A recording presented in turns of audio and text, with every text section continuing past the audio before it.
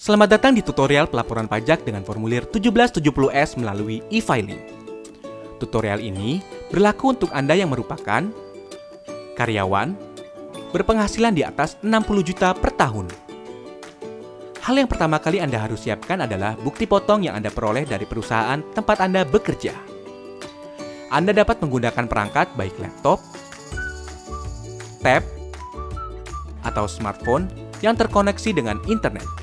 Pertama, buka situs www.pajak.go.id lalu tekan login. Setelah itu, isikan nomor pokok wajib pajak dan password, serta kode keamanan dan klik login. Anda akan diarahkan ke dashboard layanan digital perpajakan. Klik pada tab Lapor, klik pada ikon e-filing, kemudian klik Buat SPT. Anda akan diberikan beberapa pertanyaan terkait dengan status Anda. Anda dapat mengisi melalui formulir, panduan, atau upload SPT. Pada tutorial ini, kita akan menjelaskan pengisian SPT 1770S menggunakan formulir. Maka, pilih opsi dengan bentuk formulir. Tekan tombol SPT 1770S dengan formulir. Tahapan pertama dalam pengisian SPT adalah isi data formulir. Isi tahun pajak, isi status SPT normal. Pembetulan hanya dipilih jika Anda menemukan kesalahan pada SPT tahunan yang sudah Anda laporkan sebelumnya. Lalu klik langkah selanjutnya. Sistem akan mendeteksi secara otomatis apabila ada data pembayaran pajak dari pihak ketiga. Gunakan data pembayaran tersebut untuk pengisian SPT dengan tekan Iya. Bila tidak, Anda dapat menggunakan formulir bukti potong sebagai acuan pengisian SPT. Pada lampiran 2, pada bagian A, isikan data penghasilan final. Pastikan data penghasilan final yang terekam telah sesuai dengan bukti potong yang Anda terima. Jika ada bukti potong yang belum terinput, klik Tambah. Pilih sumber penghasilan, isikan nilai penghasilan bruto dan PPh terutang. Anda juga dapat mengubah atau menghapus data yang Anda rekam bila terjadi kesalahan. Pada bagian B, isikan daftar harta yang Anda miliki pada akhir tahun. Data harta yang telah Anda input pada tahun sebelumnya dapat Anda tampilkan kembali melalui menu Harta pada SPT tahun lalu dan lakukan penyesuaian. Jika Anda ingin menambahkan data harta lainnya, klik Tambah. Pilih kode harta sesuai dengan jenis harta, isikan keterangan nama harta dan tahun perolehan. Pada kolom harga perolehan, cantumkan nilai pada saat Anda memperoleh harta. Ingat, saat memperoleh harta. Isikan deskripsi lebih lanjut pada kolom keterangan. Pada bagian C, isikan daftar utang pada akhir tahun. Data utang yang telah Anda input pada tahun sebelumnya dapat Anda tampilkan kembali melalui menu utang pada SPT tahun lalu dan lakukan penyesuaian.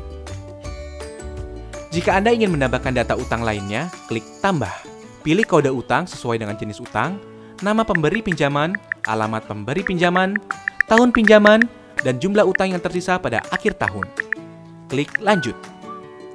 Pada bagian D, isikan daftar susunan anggota keluarga sesuai dengan kondisi pada awal tahun pajak SPT yang Anda laporkan.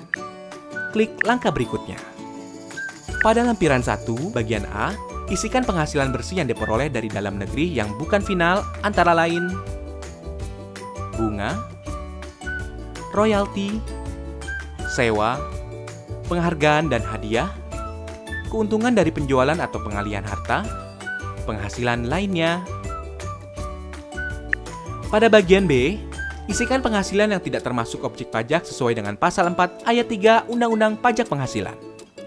Pada bagian C, isikan daftar pemotongan atau pemungutan pajak dari bukti potong yang telah Anda terima. Isikan jenis pajak, NPWP pemotong pajak yang valid, nomor bukti pemotongan atau pemungutan, tanggal bukti pemotongan atau pemungutan, dan jumlah PPh yang dipotong atau dipungut. Klik langkah berikutnya. Pada induk SPT, isikan data identitas berupa status perkawinan, status kewajiban pajak suami atau istri, dan NPWP suami atau istri jika diperlukan. Pada bagian A, poin 1, isikan penghasilan neto dalam negeri sesuai dengan bukti potong yang Anda terima. Poin 2 akan otomatis terisi dari data yang telah Anda isikan pada lampiran sebelumnya. Pada poin 3, isikan penghasilan neto luar negeri. Pada poin 4, penghasilan neto akan dijumlahkan secara otomatis.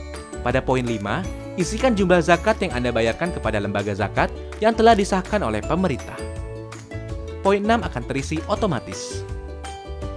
Pada bagian B, pilih status perkawinan dan isikan jumlah tanggungan sesuai dengan bukti foto. Maka, nilai penghasilan tidak kena pajak akan terisi secara otomatis. Bagian C hanya perlu diperhatikan bagi Anda yang memperoleh penghasilan dari luar negeri, dengan cara membaca ketentuan yang tertera pada petunjuk bagian C10. Bagian D poin 14 hanya perlu diisi apabila Anda pernah membayar angsuran PPh pasal 25. Lanjut ke bagian E. Anda akan mengetahui status SPT Anda apakah nihil, kurang bayar, atau lebih bayar. Jika SPT Anda nihil, Anda dapat melanjutkan pengisian pada poin F. Jika SPT Anda kurang bayar, Anda akan diberikan pertanyaan lanjutan. Jika Anda belum membayar, pilih belum dan Anda akan diarahkan untuk membuat e-billing terlebih dahulu. Bila Anda telah membayar, isikan data bukti pembayaran berupa jenis pembayaran, yaitu nomor transaksi penerima negara atau pemindah bukuan. Isikan kode NTPN atau pemindah bukuan Anda, lalu isi tanggal dan jumlah pembayaran. Jika SPT Anda lebih bayar, silakan unggah dokumen pendukung berupa bukti pemotongan pajak dari perusahaan atau bukti pembayaran lainnya. Pada poin F, hanya dikhususkan bagi Anda yang secara rutin memiliki status SPT kurang bayar. Lanjut ke pernyataan. Centang pernyataan setuju bila Anda yakin bahwa data yang Anda isikan sudah benar. Langkah terakhir adalah ambil kode verifikasi. Secara otomatis kode verifikasi akan dikirimkan melalui email Anda. Salin kode tersebut pada kolom yang disediakan, klik kirim SPT, maka SPT Anda akan terekam pada sistem DJP. Anda akan mendapatkan bukti penerimaan elektronik sebagai bukti bahwa Anda telah melaporkan SPT. Jika Anda masih memerlukan bantuan, silakan kunjungi www.pajak.go.id atau telepon ke Kering Pajak 1500 200. Subscribe channel YouTube Ditjen Pajak RI untuk memperoleh informasi dan tutorial lain. Pajak kuat, Indonesia maju.